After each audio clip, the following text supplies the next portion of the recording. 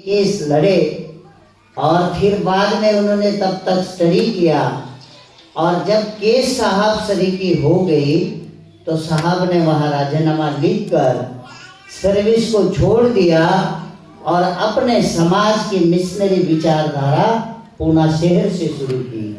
जब पूना शहर में साहब श्री कांशीराम जी जब समाज को समझाने निकलते थे तो वहाँ पर चमार जाति के लोग बहुत कम है, 2.5% महाराष्ट्र में चमार लोग है और बाबा साहब के लोग 8% लोग वहाँ है और बाबा साहब से और एक जाति आती है महार और मांग, तो वो 60%, तो लगभग 15% लोग वो 2 जाति में जाते हैं।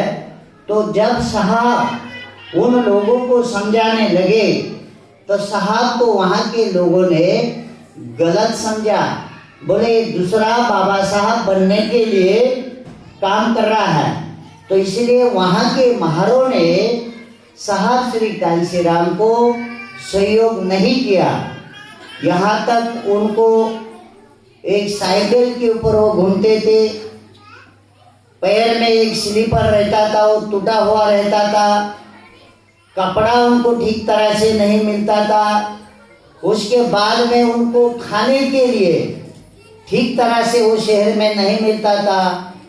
एक दिन की बात है, वो मुझे जब हमने उनको एक दफ्तर, रहने के एक सूट और एक गाड़ी दी, तब साहब जब आते थे उसमें रहते थे तो रात रात बैठकर हमारे साथ वो डिस्कशन करते थे, समझाते थे। तो एक दिन की बात थी, साहब श्री कांशीराम जी एक के घर जा रहे थे तो उस व्यक्ति ने उनको दूर से देखा और अपने मिसेस को बताया कि भाई वो आ रहा है, तो बोलना मैं घर में नहीं हूँ। तो जब साहब उसके घर के सामने गए थे तो साहब के हाथ में एक पेपर था और चने थे, तो चने और एक पेपर था। तो उस लेडीज ने साहब को देखा और बताया कि वे घर में नहीं है और मेन डोर लगा कर ले लिया। साहब के मन में डाउट आया कि ये घर में ये है। तो रात का समय था, साहब ने हाथ का पेपर उसके घर के दरवाजे के सामने डाला और जो अपने हाथ में जो चने थे वो खाए और रात भर उस पेपर के ऊपर सोए। और जब सवेरे उठकर वो घर के बाहर आता है, जब घर का दरवाजा खोलता है तब उसने देखा तो साहब श्री कांशीराम जी पेपर के ऊपर उसके दरवाजे में सोए हैं। तब उसको बुरा लगा और फिर उसने साहब को अंदर लिया। फिर बाद में उसके भी मन में दया आई, फिर चाहे जो भी चाय पानी किया। तो ऐसे ऐसे हालत में साहब श्री कांशीराम जी ने हमारे समाज के लिए काम किए। जब हमें उनके दुख जब वो हमें बैठकर समझाते थे, इसीलिए हमारे मन में जितना भी उनको लगा उतना हमें भी सुख और आनंद मिलता था। इसलिए साहब श्री कांशीराम जी के मोमेंट के ऊपर हमने कहीं कहीं धन लगाया और वो हमारे जीवन में पहले गुरु मिले और उसके कारण समाज व्यवस्था हम भी समझे, उसके कारण सदगुरु रविदास महाराज जी के बारे में हम भी समझे। जब हम सदगुरु रविदास जी के कार्यक्रम करते थे तो हमें उनके ऊपर पीछ देने वाले, हमारे पास संत महापुरुष नहीं थे, तो उनके ऊपर पीछ देने वाले श्री साहब कांशीराम जी थे।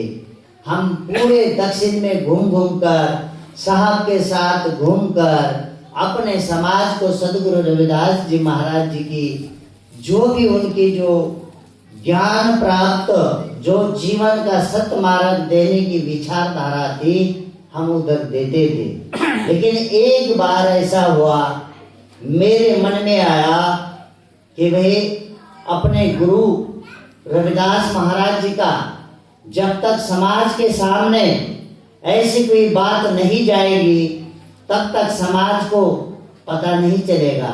मेरे मन में आया सतगुरु रविदास महाराज जी के ऊपर फिल्म बनाने का।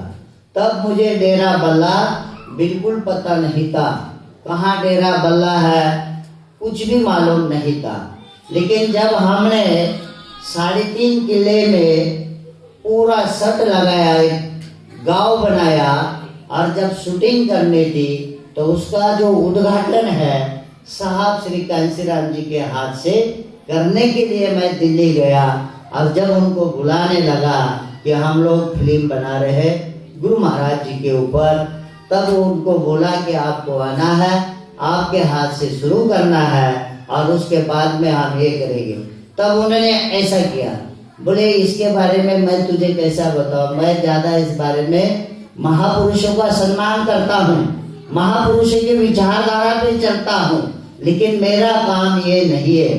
फिर वहीं से दिल्ली से साहब श्री कांशीराम जी ने डेरा बल्ला में फोन लगाया और 108 संत रामानंद महाराज जी को बताया कि एक हमारे बहुत ही समाज के प्रति प्यार प्रेम करने वाले एक पूना में हमारे उस समय मुझे वाघमारे साहब कहते थे, उन्होंने कहा कि एक वाघमारे साहब है और वो गुरु रविदास महाराज जी के ऊपर फिल्म बना रहे हैं और उस बारे में मुझे कोई इतना इसका ये नहीं।